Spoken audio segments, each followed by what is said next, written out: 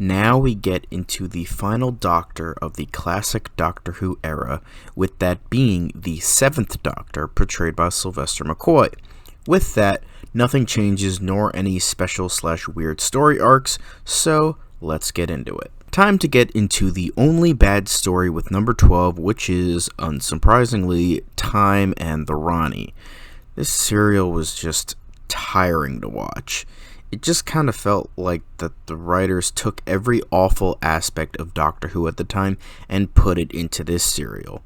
It's unbearably cheesy, the costumes were horrendous, the production design was drab and dull to look at, Mel was unbearably annoying, and McCoy as the Doctor here wasn't great. He does get better in this season, and obviously in later seasons, but here he felt like he was just going through the motions but didn't have his personality and character locked down yet. I will say the one good thing about this serial is that Kate O'Mara as the Rani is very good, and it's a shame she never got proper redemption with her character, as she was easily the best part of the two stories she was in. Her plan was inventive, but parts of it feel as though it doesn't fit her character. Mainly the bigger picture stuff when it comes to manipulating time in the universe.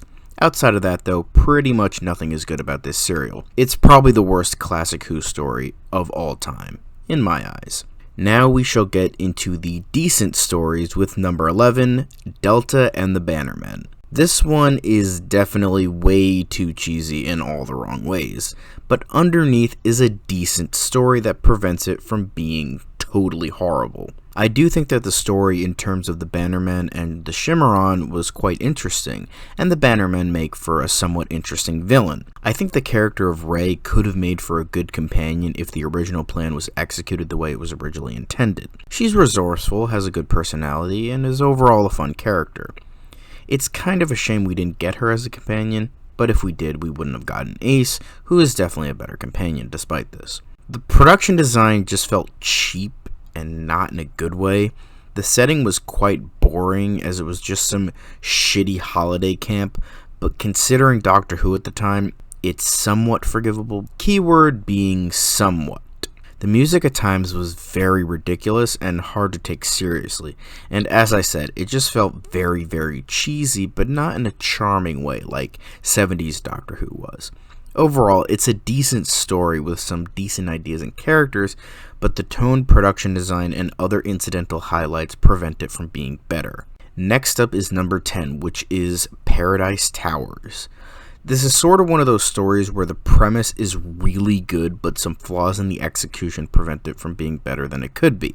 I think the setting, the threat of the discount war machines, and some parts of the story are pretty good. However, it has this overall really cheesy vibe that prevents it from being better, as well as the multicolored Kangs being really ungodly annoying. The idea of Pex being the hero archetype that fails at being the actual hero was a good idea, but I feel as though it's not really developed all that much.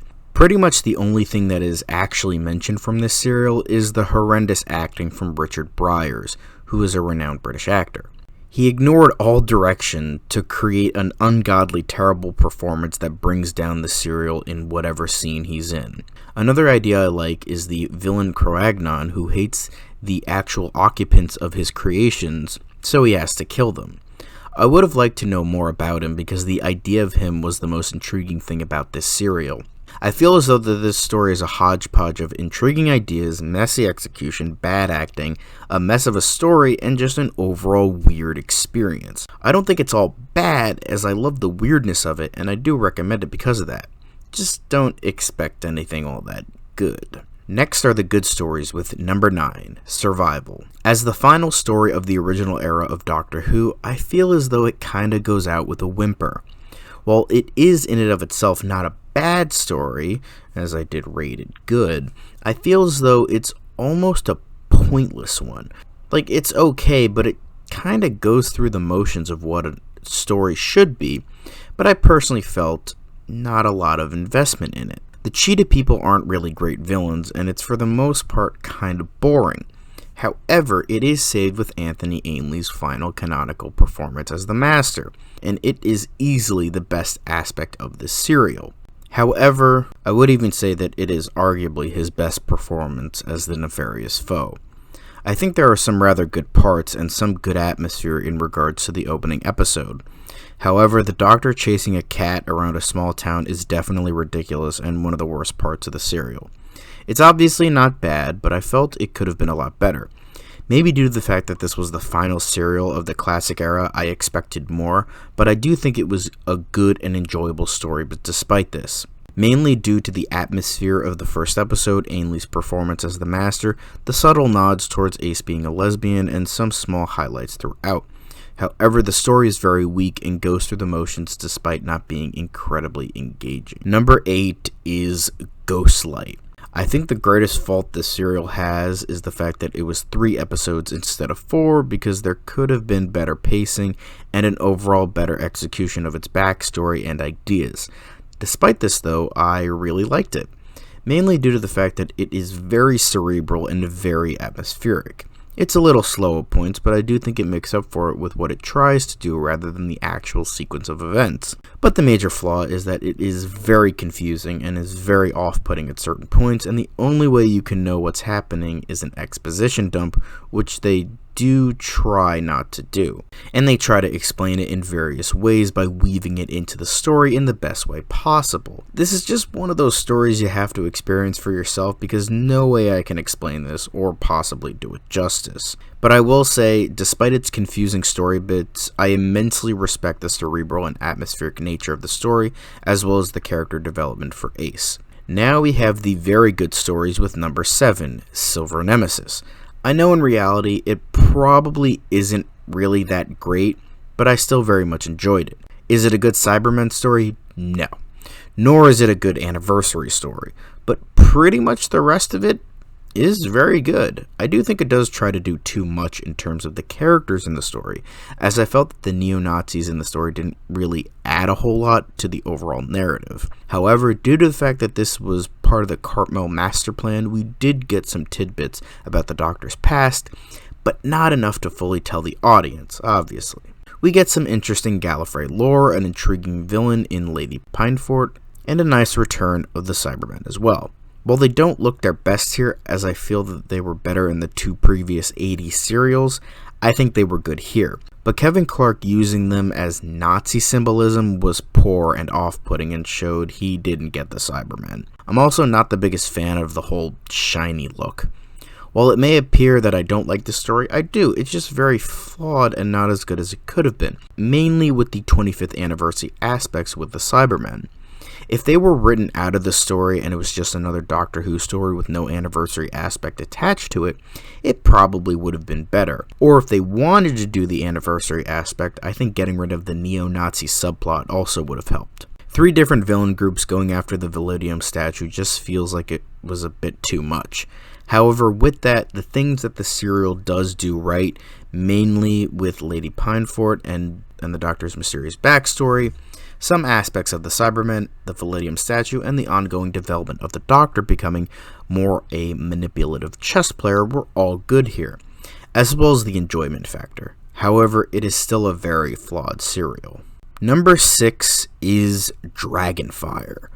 Pretty much the only genuinely good story from season 24. We finally get the introduction of the best companion from the 80s with Ace and the exit of the worst 80s companion with Mel. So that alone makes it a very good story.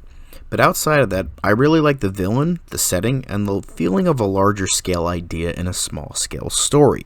We also get the return of Sabalom Glitz, a character who I find to be pretty likable despite a more unlikable exterior. What I like about this story is that it has more of those darker ideas that became more present in later stories throughout the 7th Doctor's tenure and moved away from the cheesier aspects that was more so present in season 24. Because of that, it seems a hell of a lot better than what came before. I like the setting of Iceworld and the size it has.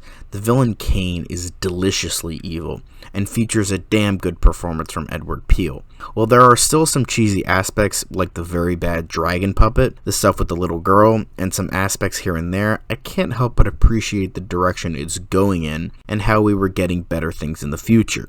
Plus, I do find it to be a genuinely very good story because of the many aspects I stated. Now we get into the great stories with, ironically, number 5, The Greatest Show in the Galaxy.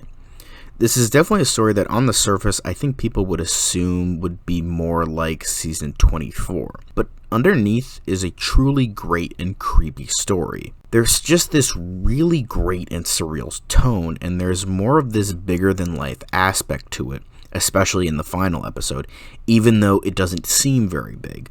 It's just one of those cases where the incredibly well-written stories carried the subpar effects, especially at a time when the BBC simply didn't care about the show anymore. It kind of reminds me of Enlightenment in a way, where these Eternals who are so bored with their immortality have to force people to amuse them because they have nothing left. However, here I think it was done a bit better and was a bit less cheesy. In terms of characters, the main clown henchman, who I am forgetting the name of, was certainly fucking creepy. His performance certainly brings that creepiness factor up in many areas, and this is coming from someone who never had a clown phobia as a kid. It's definitely reminiscent of him from Powerpuff Girls with his creepy ass voice, animated movements, and sometimes flamboyant demeanor. I thought all of the characters were pretty memorable, like the rapping ringmaster, Mags, Captain Cook, WizKid, Nord, and the weird fruit stall lady. They were all so interesting despite some of them having the smallest roles and were so distinct and either likable or unlikable depending on the character. There is some pacing issues in the middle, but for the most part, I thought it was damn great and showcased the very right aspects that Doctor Who wasn't totally dead. Number 4 is The Curse of Fenric. One of the many fan favorites of this era, and while it may not be one of my absolute favorites, it's still a damn great story. I think the main thing that kinda irks me is that it doesn't feel like a period piece when it's trying to look like one. Even Remembrance didn't feel like it at certain points, but we'll get there when we get there. While the latter McCoy era did great things with alien worlds and those kinds of set pieces, when it tried to do a period piece, I simply didn't believe it. It just kind of felt like they weren't trying too hard. Again, I don't really blame them for that, as Doctor Who was on its last legs and on a shoestring budget, but I never felt the setting was believable. However, it makes up for it with its grandiose story in this tight little period piece. Outside of the poorly conveyed setting, the other major flaw was that the story was kinda confusing and where its different ideas overlapped in terms of Fenric and the Haemovores. I don't remember how you pronounce it, my bad. However, outside of those two things, this is an exceptional story. It's properly dark and creepy, the Haemovores aren't that bad looking, Ace gets some great development in terms of her fears and with her mother, as well as interesting ideas when it comes to faith and what that means to certain people, but it doesn't come off as preachy. While I do have some weird flaws with it, it still manages to have a lot of great ideas and is a well-executed story.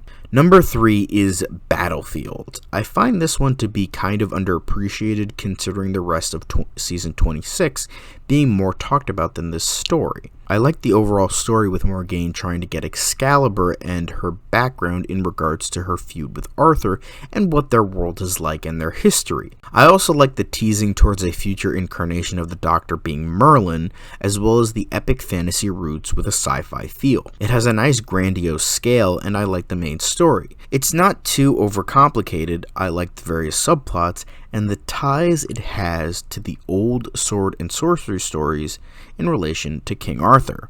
Aronovich is certainly a terrific writer, and while he is more known for Remembrance of the Daleks, I think Battlefield was a fine addition here as well. The intricacies of the various tidbits of how this different dimension works is understated, and I kinda like that. It's never overtly explained as to how this all works. We sort of just get dragged into this adventure and have to run along and figure out things as we go. The blend of sci-fi and fantasy is well executed in the story in regards to Morgaine and Excalibur was a ton of fun. I know I'm not explaining this well, but I feel as though it's a super fun story that nails the fantasy genre while also making it feel fresh and interesting. I like the introduction of the new Brigadier and the appearance of the old Brigadier, and how this story services his character better than Modern Undead. Overall, great story and really fun with a great grandiose fantasy feel. Just don't expect the movie Excalibur or something like that. Finally, we reach the amazing stories with number 2, the Happiness Patrol. This has got to be one of the best serials the classic series has to offer, not only with the story, but with the commentary, which is definitely not as preachy as the new series. But before we get into that, I'll get into the story and world first. I love the look of the world, how despite it being supposedly happy all the time, it still has that dystopian feel to it, like it's that gritty and dark feel to it that I really like.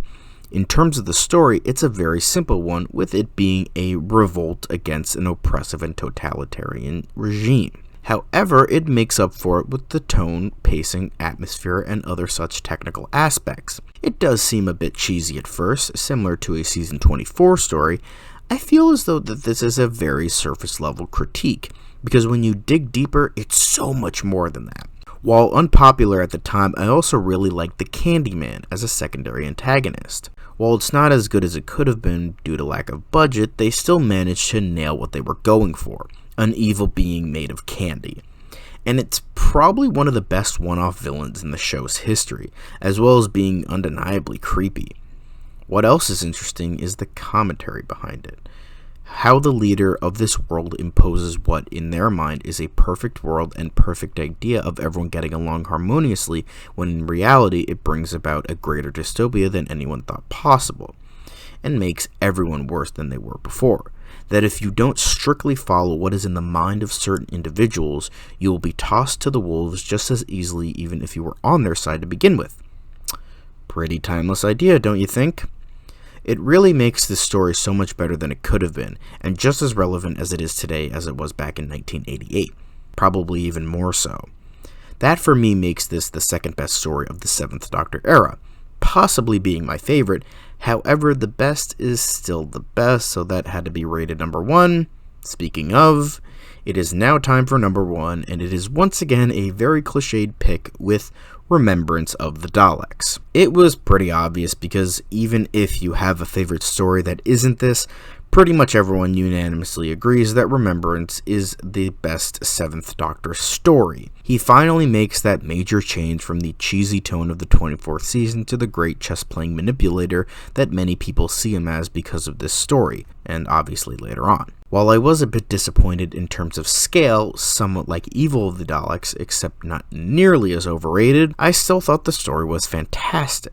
While I do think he goes darker in Curse of Fenric with how he manipulates everyone, the fact that we hadn't seen him so dark up until this point makes this shift even more surprising and even terrifying at certain points, like causing Dalek genocide pretty much.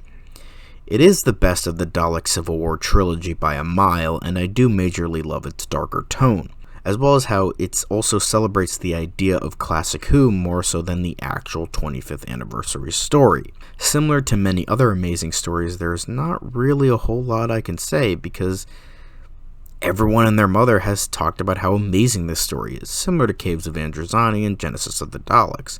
If I had anything bad to say about it, I will say it is a bit overrated, and the inclusion of Davros wasn't wholly necessary. But despite those small nitpicks, this was certainly a terrific story, and it's known as Seven's best for a reason. Now we get into the companions. Once again, Mel is at the bottom of the list of companions. I felt I explained myself pretty well with my last video, but I will reiterate so you don't have to rewatch the last video to know my thoughts. Despite the fact that Mel had some memorable quirks with her character in regards to her being an exercise freak and a computer programmer from the then future. However, that still doesn't help the fact that she was pretty much there to scream. That is quite literally the reason that JNT hired her in the first place. So with that, she had next to no personality, was ungodly annoying, screamed a lot, and felt like a liability half the time. So with that, Mel is the bottom of the barrel. Is it any surprise that I have Ace as the best companion of the 7th Doctor? I mean, she is easily one of the best companions of the show's classic run, and for great reason. She was the first companion to actually have real depth and intrigue involving a character arc. She is literally the template for the modern companion. She had a great personality, was extremely different to most other companions, she had excellent chemistry with the Doctor, as well as routinely blowing things up with Nitro 9. Yeah, she was a fucking badass. As well as beating a Dalek with a baseball bat. That certainly helps. Even with that, she just felt like a really real character, as opposed to many of the other companions, especially from 80s Who. Not saying companions like Sarah Jane or Jo or Jamie McCrimmon were bad, far from it. But Ace felt more relatable and more real with her time in the TARDIS. But comparing her to the other companions of the 80s era of Who, she is leaps and bounds ahead of everyone else. Now to get into the Doctor and his era. The 7th Doctor and his era is sort of weird for me personally. While I do find many of his stories to be very good, I was sort of indifferent towards his Doctor. I didn't love him or hate him, I just kinda watched him. I like how he goes from campy to menacing manipulator with Remembrance, showing that major change. And McCoy did a very good job. His stories in his latter 2 seasons are arguably the second golden age of Classic Who, which I'll get into a little later. But watching him do his thing and having a ton of personality while doing it, there was a bit of a lack of a connection. Similar to the 5th Doctor a bit, although I appreciated 7 way more than 5, as well as his stories being much better. There is the possibility that because his first story was so bad that it did sort of taint his Doctor for me, and he didn't really get a full personality until Remembrance, where he found his niche. Maybe it was from the lack of stories, having only 12 and only 2/3 of it being the better parts of the era. But something felt lacking when I watched him, but not enough for me to dislike him. I thought his era was pretty good. While the quality is distinct between season 24 and seasons 25 and 26, I do think that his latter years are up there with Tom Baker's first 3 seasons. Despite the fact that I think Survival was a bit weak and Dragonfire was damn good, I think the only thing limiting McCoy's later 2 years is the number of stories. Remembrance, Happiness Patrol, Silver Nemesis, and Greatest Show are all very good, with only Nemesis being the weak link. Then you have Battlefield, Curse of Fenric, Ghostlight, and Survival all being good, with the last being the weakest link, but still a good story. I have a strong feeling that if there were more stories, there would be a bit more of a broader appeal. With that though, despite not having a deep connection with 7, despite some likability towards him as well as respect, I thought his era was damn good, experimental, interesting, and some of the best Classic Who has to offer. It's a shame that at this point nobody cared. So, that marks the end of the Classic era, as Doctor Who was officially cancelled in 1989. The 7th Doctor era was sort of this weird anomaly in my eyes. Despite the fact that I was very indifferent towards the 7th Doctor, despite some respect and appreciation towards the personality and how he handled himself in later seasons, the stories were great. For the most part, that is. I don't totally hate season 24, it's just bogged down by time in the Ronnie, Mel, and an overall cheesier tone. But outside of its first season, it really wasn't that bad. In terms of the entire era though, I sort of had mixed feelings on it, and it's entirely possible with subsequent rewatches I will appreciate the 7th Doctor more. However, for now, he ranks 9th. Next time, since I can't really rank the 8th Doctor, I will be reviewing the 1996 television movie, as well as a bonus review of The Night of the Doctor. See you then.